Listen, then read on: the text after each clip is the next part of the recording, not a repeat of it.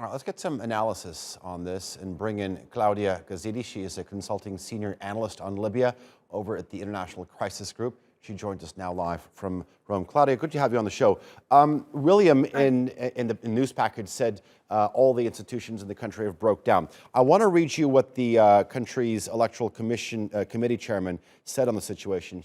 He said, after consulting the technical, judicial, and security reports, we inform you of the impossibility of holding the elections on the date of December 24th. What is this impossibility? Well, there was an immediate trigger that brought to the paralysis of the electoral project. That immediate trigger was controversy over who were the candidates running for this presidential vote. There were 98 candidates, 3 particularly controversial in the eyes of the rival factions. One is Khalifa Haftar, the head of the Eastern-based coalition, which factions in Tripoli completely disavow and say will not accept should he succeed in this vote.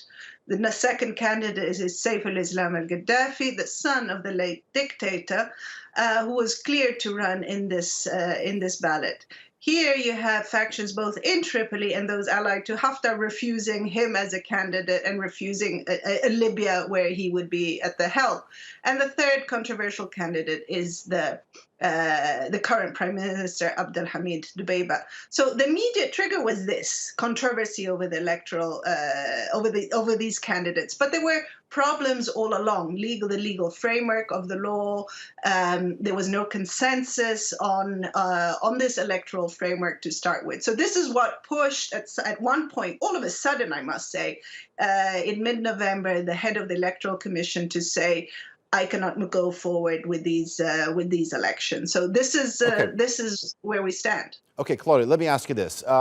It seems that every faction in the country has a problem with one of the 3 candidates that you mentioned, whether it's Gaddafi, Khalifa Haftar, or Dbeiba.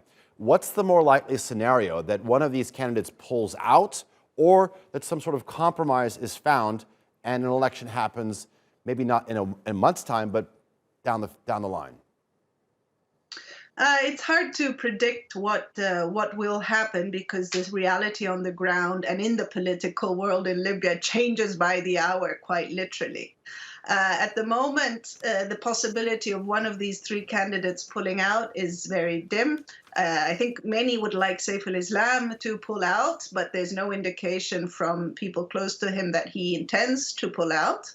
And likewise for Haftar. What is being cooked, and I say cooked, of course, with a clear negative tone, but what some people are trying to do these days is to cook a deal on a new government. And that essentially means having a new executive, having a new government, and this means postponing indefinitely, perhaps for a year, even 2, the idea of having elections. In a certain sense, this is a return to elite politics, where a small group of politicians decide amongst themselves the future of the country, rather than risk it all by going to the ballot box.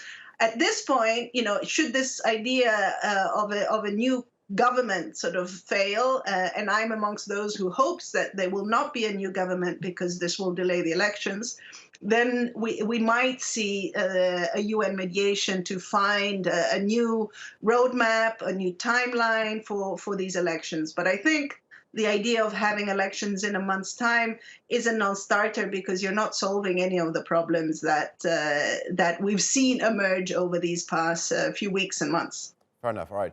Claudia Gazzini, thank you very much for joining here on the NewsHour. I do appreciate your analysis.